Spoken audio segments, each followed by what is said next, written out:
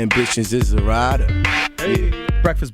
Welcome back to the Guillotine Geeks. Today we're joined by former Cage Warriors featherweight champion and current contender at lightweight, King Solomon Simon. Solomon, thank you for coming on. Thanks for having me, Colin. Nice to meet you. Nice to meet you too. And look, we'll fire straight into it. How did you get into MMA? MMA, my bro really would probably be the main story with it. He started before me, and then just from there, watched him a couple of times, and then jumped into the gym there, and then the brotherly rivalry started. I was like, I'm gonna do it quicker than he does, and all that kind of crack, and yeah, that's all sure out. I seen there he's a kickboxing fight coming up now soon. Yeah. Uh, do you hope to share a card one day, maybe Cage Warriors, maybe UFC? Yeah, that might still happen, Like we might squeeze them in there this year, if not early next year. But we'll see how life goes. But yeah, now I'll be cornering him up in Waterford next week. They have the kickboxing show there, so he's been trying to get scrap here and there, and I keep giving out to him because he trains for a few weeks and then goes away and then comes back. But it's a busy life.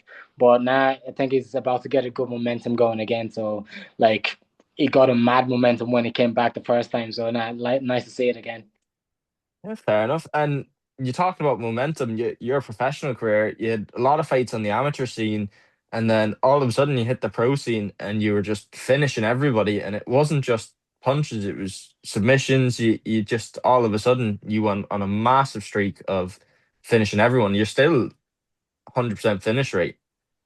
Yeah, nah, like the finish, and to be honest with you, even it's working out well, and I'm happy with it. But still not like the finishes are still a bit opportunistic. So I feel like I'm obviously trying to get the finish. I'm obviously still setting up the finish, still like pouncing on the finish when it's there, kind of thing. But I want to turn it up a little bit more. I want to rev up the engine a bit more, start off a bit higher at the pace, push a bit more at people. Cause I feel like there's really you're gonna struggle to find someone that will be able to handle what I can bring, kind of thing. And I just need to actually press that to make that happen. I'm happy with I feel like all the finishes, like I said, I love them comes later. It could be end of first, later in the second, or some of them even last minutes of the third, kind of thing. So I'm getting the experience as a whole, and still getting the finish, which is a win-win. But now I'm just trying to press that finish, get some more highlights up on that, and you know what, like that might get bigger attentions that way. And you've got some really slick grappling, you've got some great striking. Which do you think is your best? I generally I feel most comfortable grappling, in the sense of when I'm on top and I could get my controls in place. It's a safe place to be, believe it or not. As in, obviously there are people that would go after your legs, they could do this or do that, but in general, being on top in MMA is probably the best position you can be. You negate a lot of the damage and you could dish out as much damage as possible. That's where is the safest, but at the same time, when it comes to excitement and when it comes to things like that, the feet, I like the feet as well. I enjoy. I'll stay there for a bit. I don't shoot purely because I'm enjoying the feet a little bit too much, and I'm like, you know what, I should probably try grapple a little bit more. So I do want to round out the game in the sense of I do have a rounded game now, but I mainly stay standing and then take the shot when it's there or whatever. But I want to be a bit more systematic with all my stuff. I want to pull all my weapons together a lot more. So that's the game, and I'm never gonna stop learning. I'm never gonna stop growing. So I'm happy with the level that keeps going. Each fight keeps getting better, and I learn from each one as well. So happy days, happy days.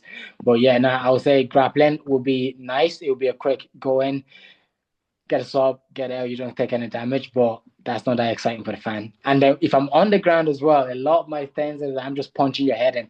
I don't grapple that much, but I just stay on top and just punch the head. So that's still exciting as well. And obviously, your next opponent, he's got quite a plethora of submissions. So, is this going to be a kind of grappling heavy affair, do you think? Or do you think you have the advantage more on the feet with him?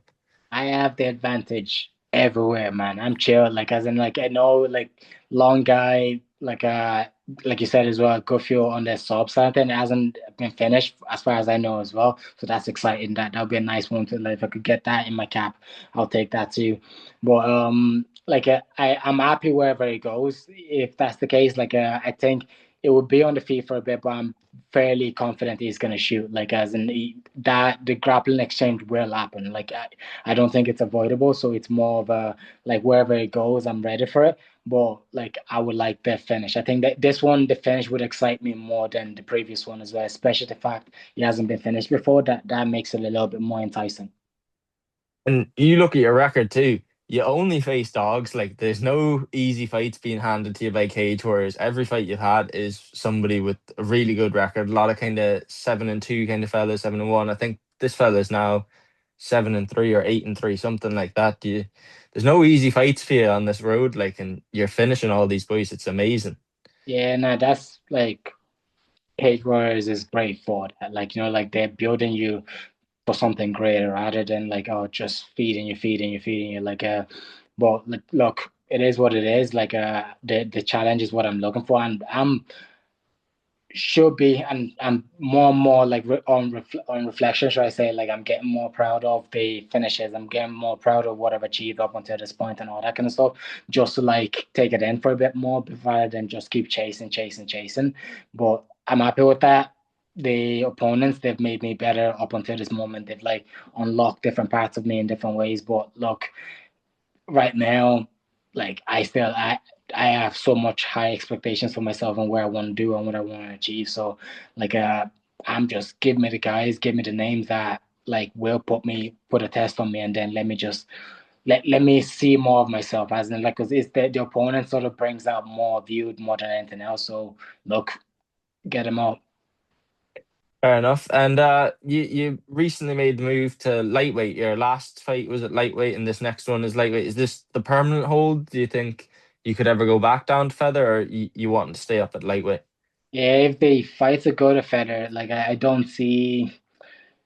Like it's more when I start talking UFC kind of stuff, like would be all like a bigger promotion, like financially and different things like that would probably be the reason I would go back down. Right now, it's not even a terrible cut, but it's a cut. Like it's a cut. Like right now, lightweight. To be honest with you, it feels fairly comfortable. Like as in, I could feel myself very well for training, and like I'm not stressed about the weight as much or that kind of level things. So it's more comfortable.